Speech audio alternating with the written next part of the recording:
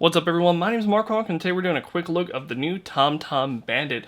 Now this is the first time TomTom's ever entered the action camera market, and right off the bat, the sort of design of the boxing system looks actually really neat, and it's a really good first impression. I'm really hoping that carries through to the actual camera itself.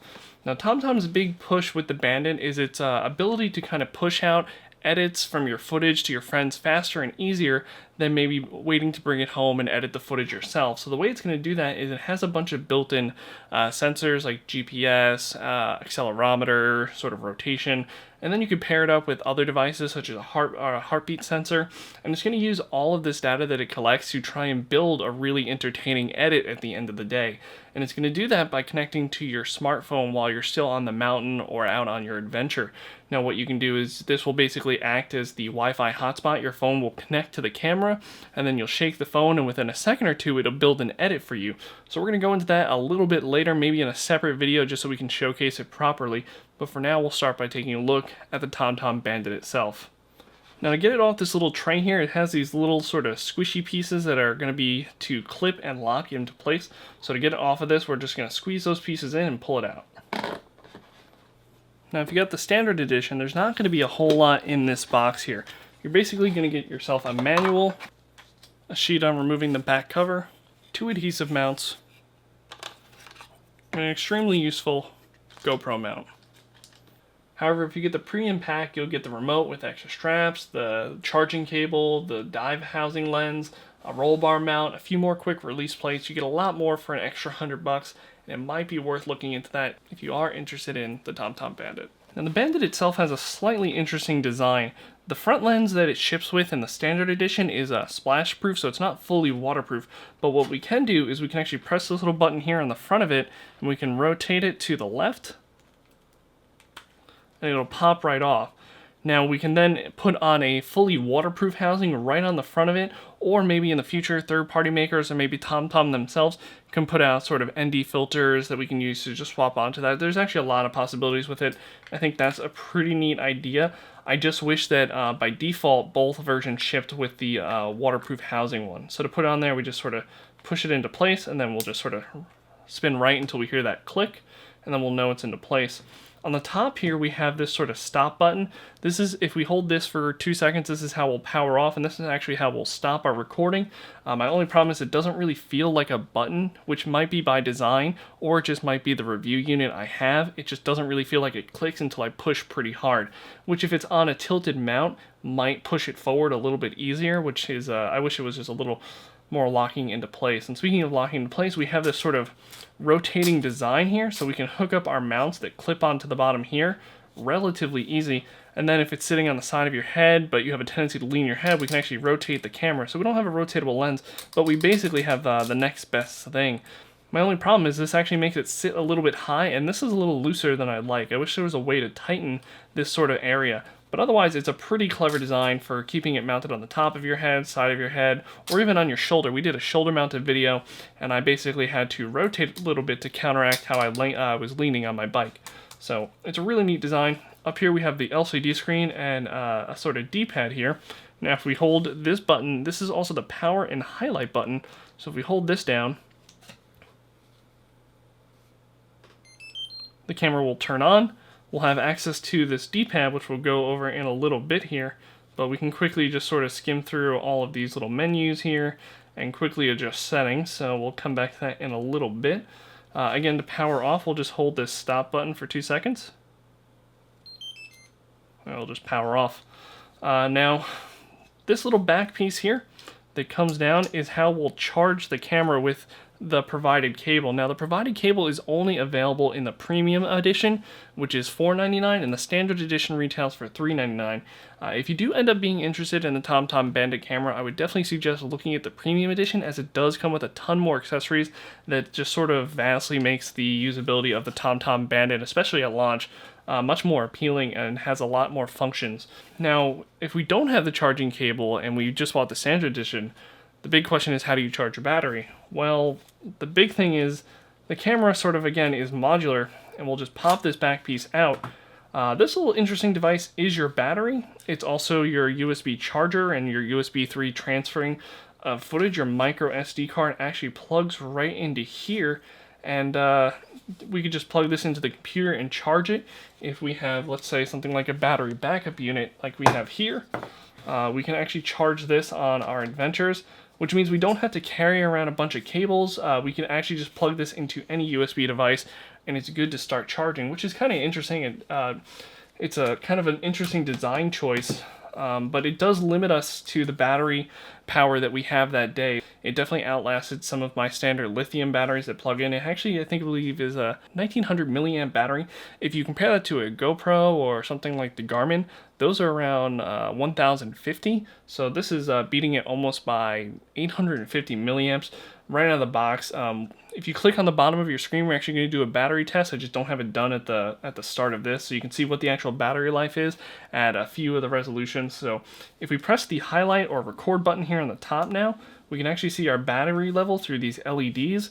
What's nice is the camera goes into a very pretty silent and stealthy sleep mode. Now when you get a sleep mode, you'll see a little ZZZ come in here, and the battery and the camera's basically using virtually no power, but can wake up right away and start recording.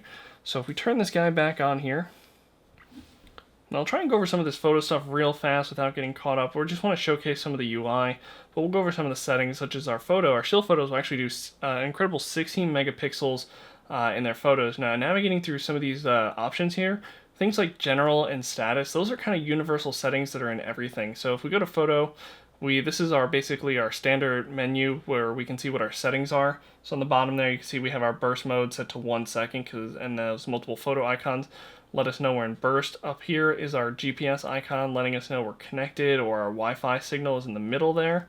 You can see it slightly illuminates when we press the button. I do wish it didn't dim as fast. We have our micro SD card up here and our battery level. Now we can see a lot of that information in more detail. If we go to status here, we'll see things like our battery level, storage, the GPS little check mark, even the firmware version. And there's just a lot of information that we can go into too. If we go into general, we can see things like, we can see the legal statuses, we can see a bunch of things in the standards. It just has a ton of information that I don't understand, but it's kind of neat to see that. I assume that's how it's connecting GPS-wise, and maybe these are some universal settings for outside of that are not really standard for the US, because the TomTom Bandit camera isn't primarily showcasing to the US audience, but there's still, a ton of stuff in here for us.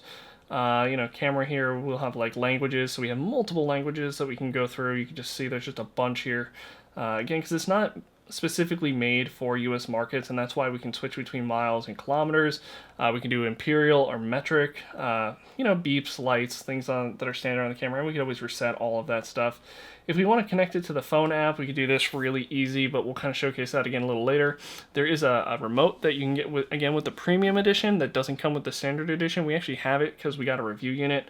Sensors are for things like the heartbeat monitor, but this can maybe expand later, but for now it's mainly just for the heartbeat sensor that TomTom puts out, and an external microphone. And in case I don't point it out later, when you are using the phone app, you actually can record and see a live video from the screen, and the latency isn't too bad, but I should point that out and showcase that later. We also have a flight mode just in case you need to edit your footage and you want to keep the Wi-Fi on without disturbing the peace of flying, but generally nowadays flight modes are kind of not needed, but I'm not too sure how overseas rules are. So anyway, let's go back into our photo settings again. Like I was saying, we had a 16 megapixel lens. Now we can do our normal, and we can see our size, 16 megapixel. And then we'll do bursts over, let's just do 16 megapixel over 1 second. Now, once you see this menu, we're good to take a photo. We'll press the highlight or record button on the bottom. It seems like we took 10 photos over the course of 1 second, so I guess the other one would be 10 photos over the course of 2 seconds, which, is really good for a jump or a flip. We'll get a bunch of basically stop motion frames, which will look pretty legit. For video options, we have 1080p 30 frames a second, 1080p 60 frames a second, 720p 60, and 720p at 120 frames per second. Pretty standard stuff. We actually have more video options, and I just want to point this out, we actually have field of view options in video.